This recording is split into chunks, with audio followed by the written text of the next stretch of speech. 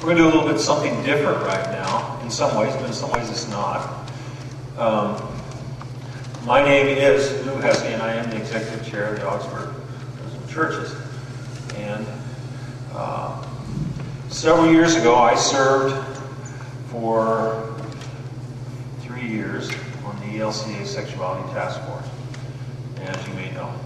And as part of that, I developed a certain reputation.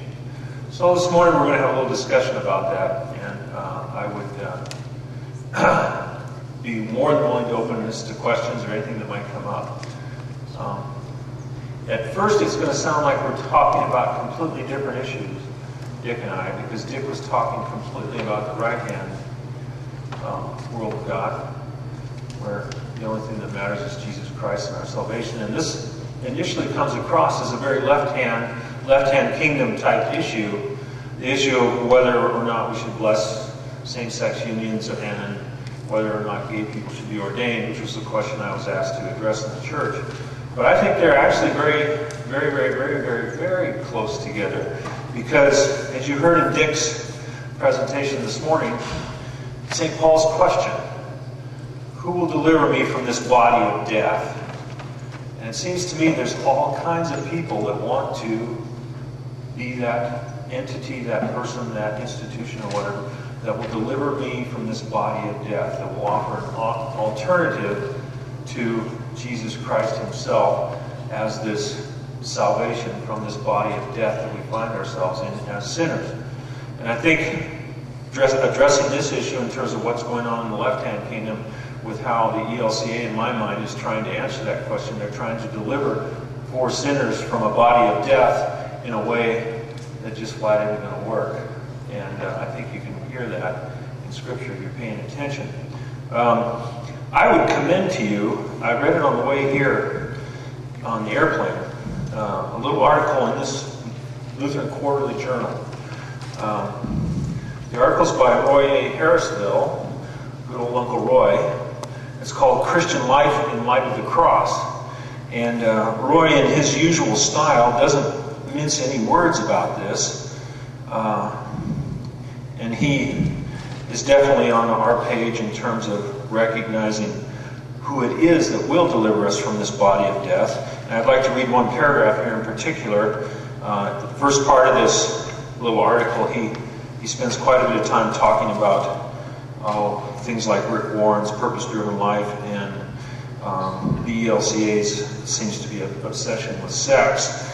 And so he finally comes to the end of his introduction here, and his closing line of his introduction is, "For clarity, we turn to Scripture." And the next paragraph says, in Mark chapter 8, verse 34, following his first passion prediction and his rebuke of Peter, Jesus gathers the crowd together with the disciples and says, "If any want to become my followers, let them deny themselves and take up their cross and follow me." In Matthew chapter 10, verse 38, after stating he has not come for peace but a sword, Jesus says, "Whoever does not take up the cross and follow me is not worthy of me." In Matthew again, chapter 16, verse 24, Jesus summons whoever would follow to deny self and take up the cross. In Luke chapter 9, verse 23, he calls those who would follow to take up their cross daily.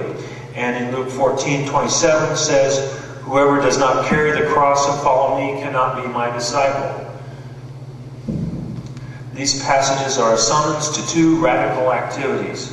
First, to the denial of self, and second, to take up the cross.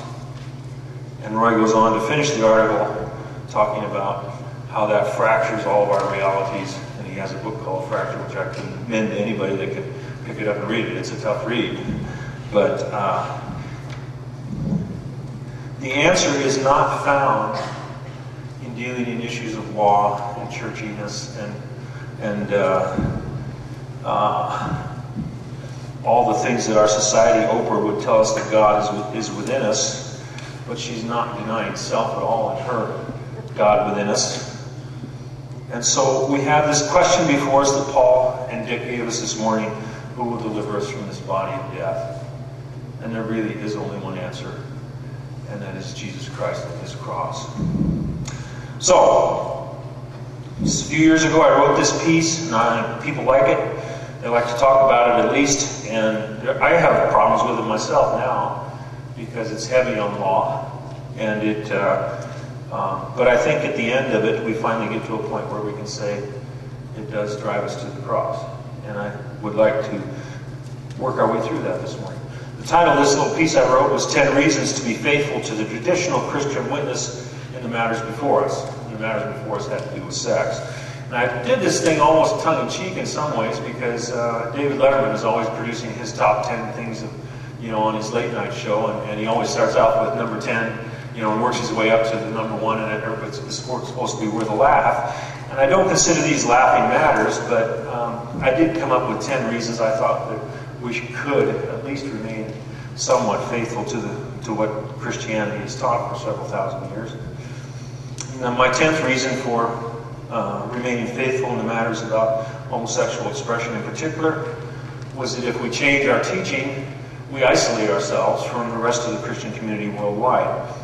And, the Episcopal Church has led the way in many ways in these issues, and they have basically isolated themselves from many in their own communion, from the Roman Catholic Church, from the Orthodox churches, the Russian Orthodox Church, the Southern Baptist Church, the Coptic Church. Most Pentecostal expressions and most evangelical expressions have said, we can't go with you on these kinds of issues. Jim Nessigan has said something like 98% of the Christians worldwide are not in favor of making these kinds of changes.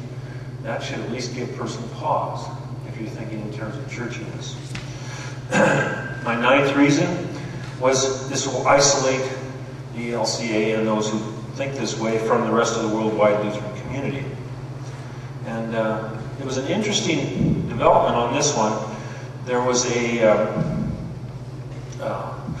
editorial in the Journal of Theology, volume 42, number 4, an editorial by Niels Henrik Gregersen of Aarhus University in Denmark. And this was what he had to say.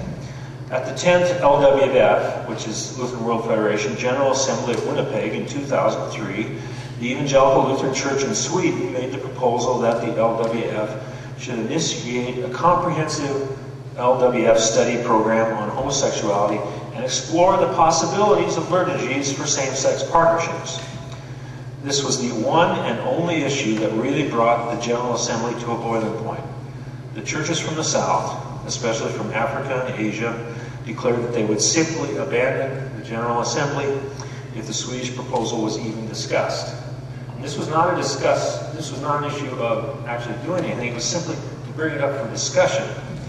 As a result, the proposal was kindly withdrawn by the Swedish Church.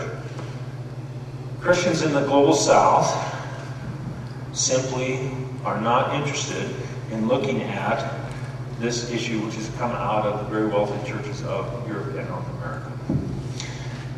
So to move in these directions will isolate Christians in North America and Europe from the global Christian community, which by far is larger in the Southern Hemisphere and growing much more rapidly down there.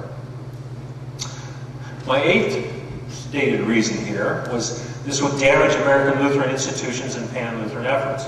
Now, some of us may consider this less or more important than others, but there is something to be said here for the fact that we do, in the kingdom of the left, cooperate with a number of different people in a number of different ways. We work on exploring and developing human community in such a way that we can work together on solving some of the problems, some of the social issues that we find out in the world.